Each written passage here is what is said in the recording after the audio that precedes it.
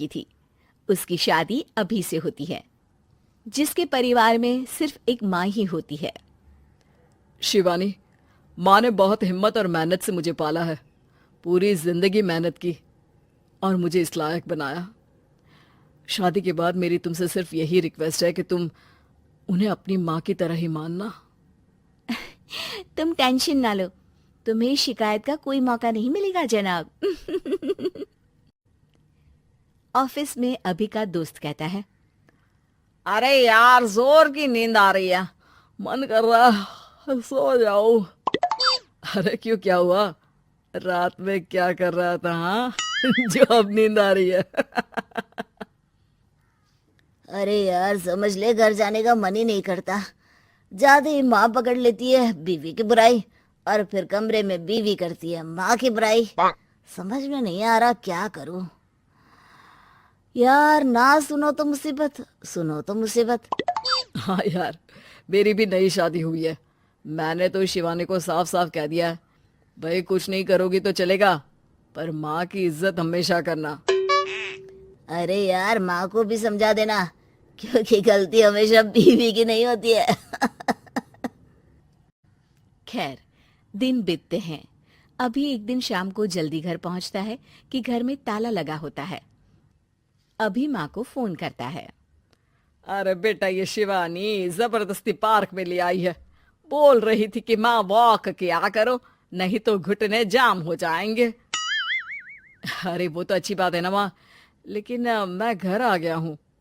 अरे सामने पड़ोसी के घर चाबी दे दी है, जरा अंदर जाकर चाय चढ़ा देना।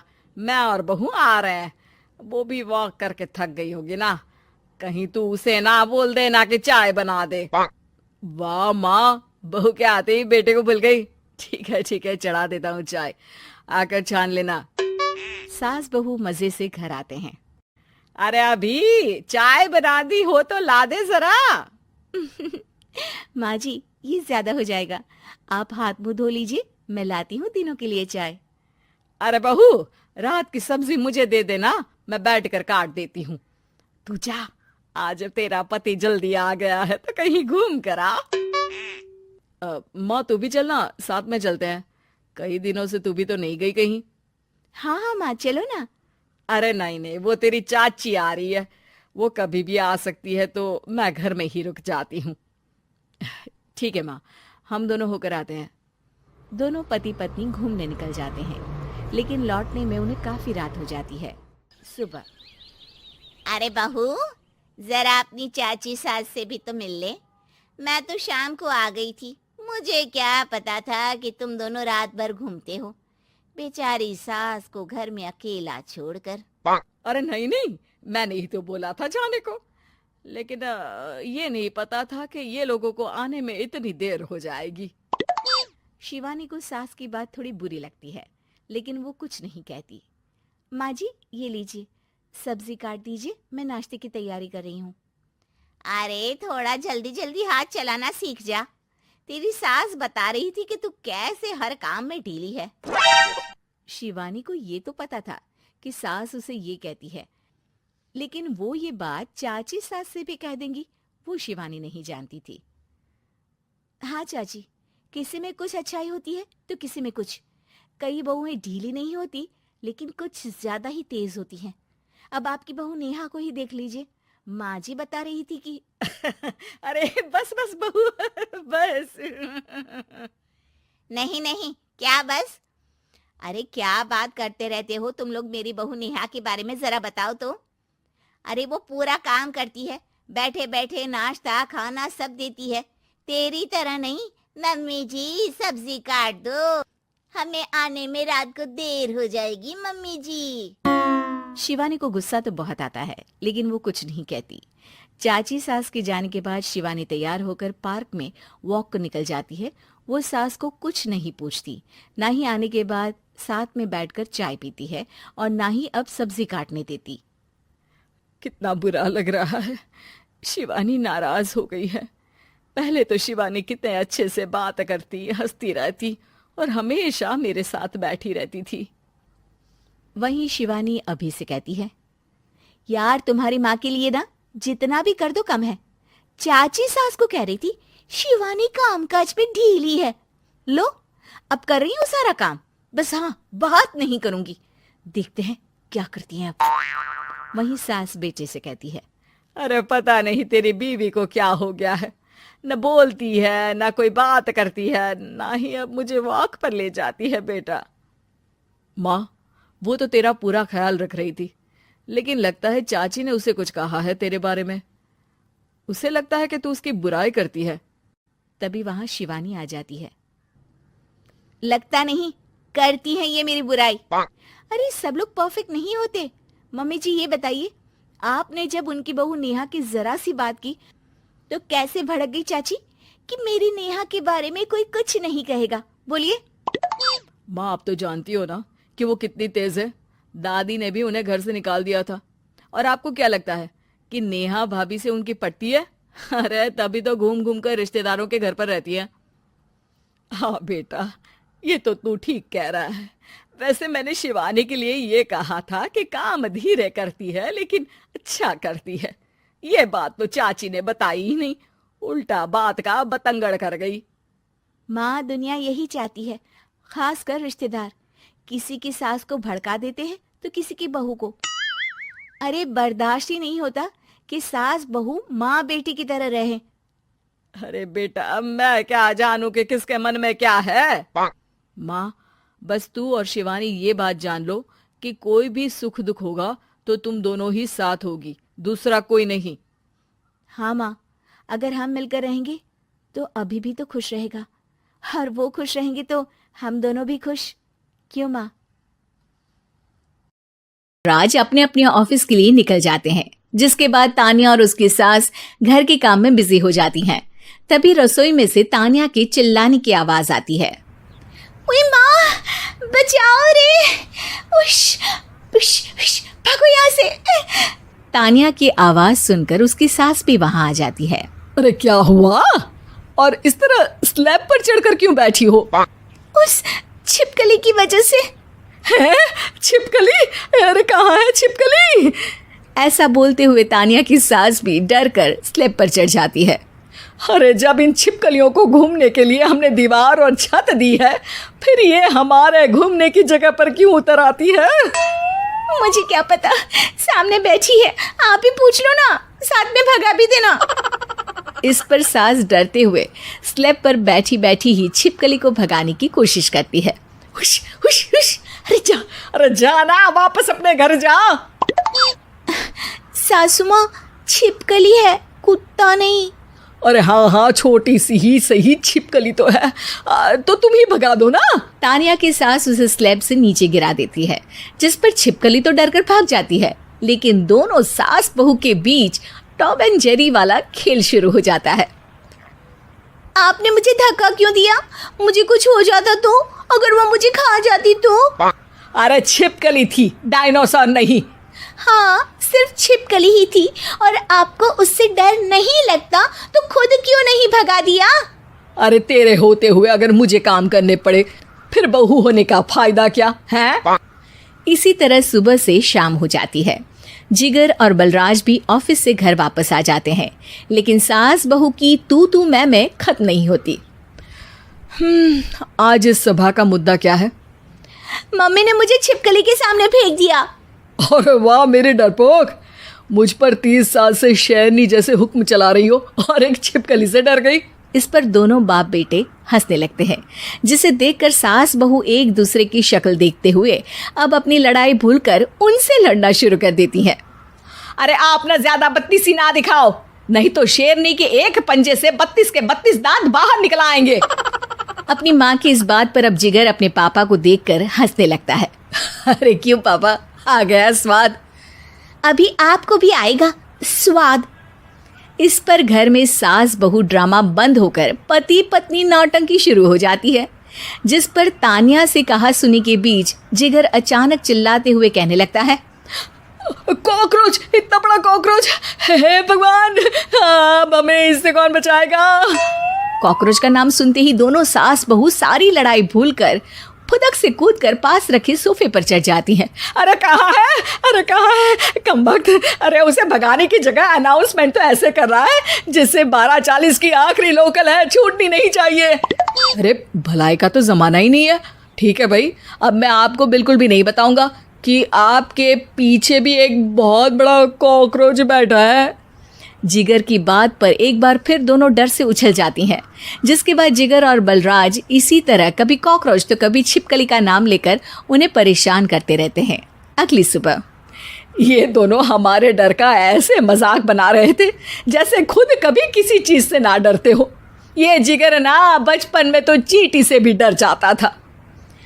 पर मम्मी, उन्हें डराने के लिए मैं चींटी तो नहीं पकड़ सकती। अरे पागल औरत, इतना बड़ा होकर क्या वो चींटी से डरेगा? मतलब हमें बदला लेने के लिए कुछ अलग सोचना पड़ेगा। अरे वाह, क्या ब्रांड न्यू न्यूज़ दी है। सोचो अब। दोनों बहुत देर तक जिगर और बलराज को डराने के लिए अलग अलग तरीके सोचती हैं, पर किसी भी अंजाम तक नहीं पहुंच पाती। जिस पर तानिया की सास उससे कहती है, हम उन्हें नहीं डरा सकते, पर अपना डर तो खत्म कर ही सकते हैं ना। अगर हमारा डर खत्म हो जाएगा तो फिर वो अपने मज़े के लिए किसे डराएंगे और इसी तरह उनका पचका हो जाएगा।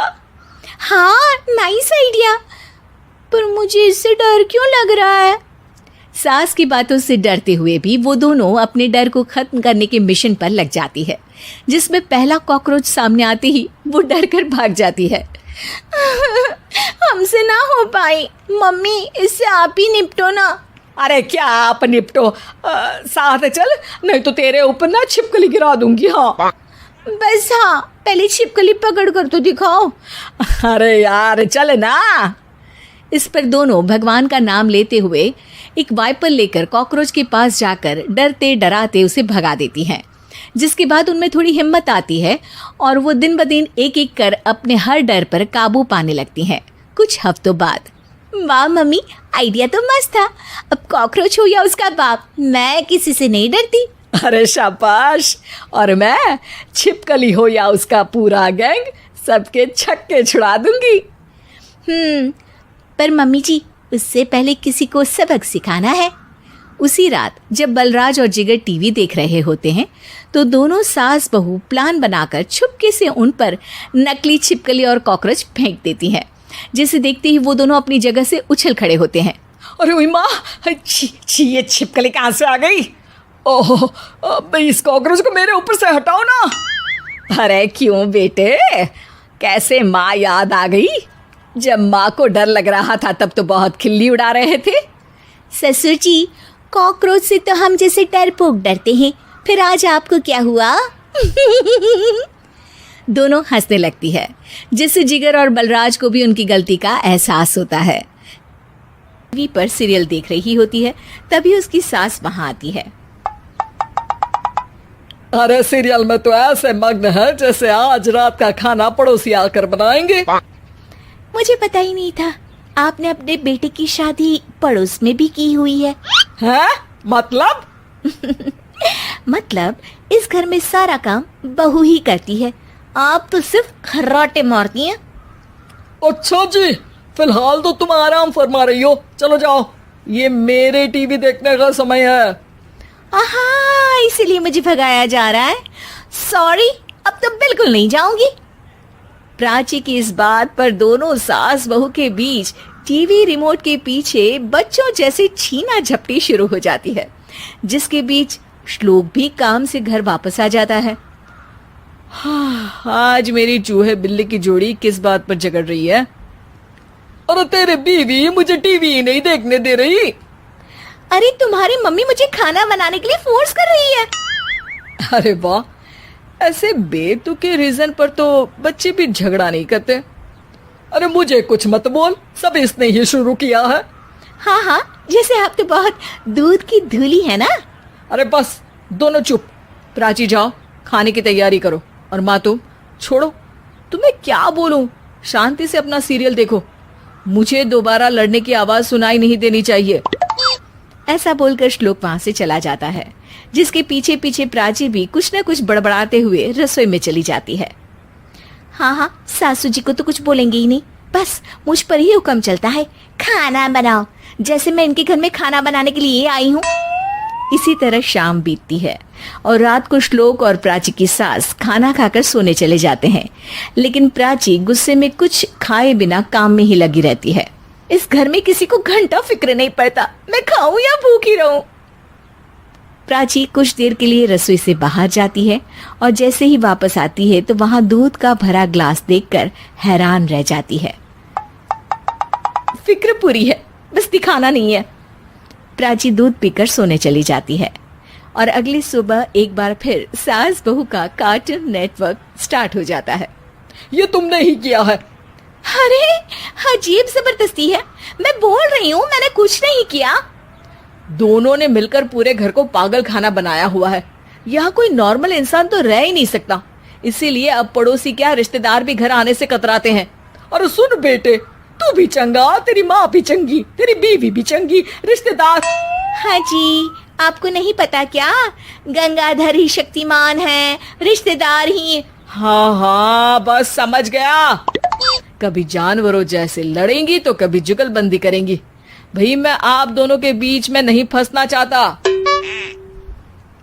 सास बहू की इस मनमौजी जोड़ी से परेशान होकर श्लोक अपना सिर खुजलाता वहां से चला जाता है।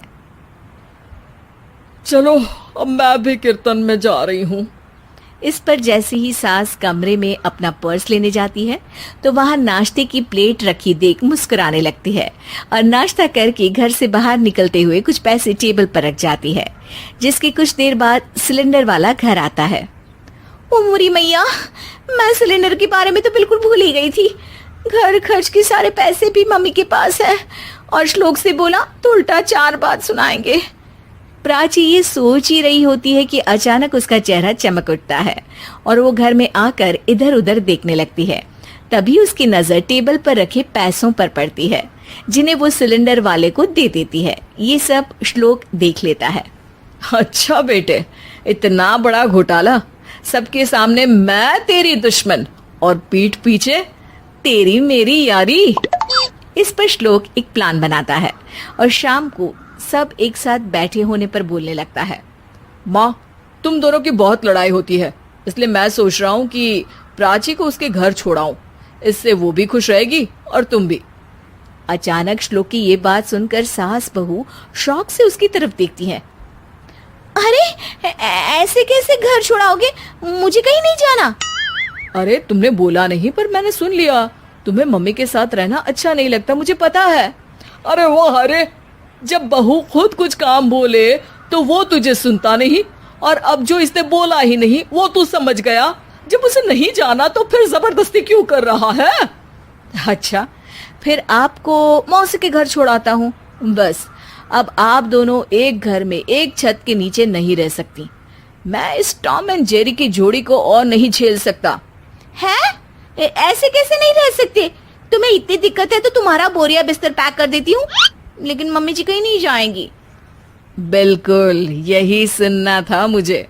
अगर दोनों में इतना ही प्यार है फिर हर वक्त ये लड़ाई का नाटक क्यों करती हो? देखा मैंने कैसे माँ किचन में दूध रखती है और तुम उनके लिए कमरे में नाश्ता रखती हो, और कैसे वो पहले ही तुम्हारी दिक्कत समझकर घर में पैसे रखकर बाहर जाती है। अरे भाई, इतना ड्रामा तो डेली सोप में भी नहीं होता जितना तुम दोनों ने इस घर में फैलाया हुआ है। तू हमें टॉम एंड जेरी बोलता है ना, तो याद कर वो दोनों भी एक दूसरे को बाहर वालों की बुरी नजर से बचाने के लिए हमेशा सबके सामने लड़ते थे, लेकिन अकेले में दिक्कत के समय मदद भी तो करते थे।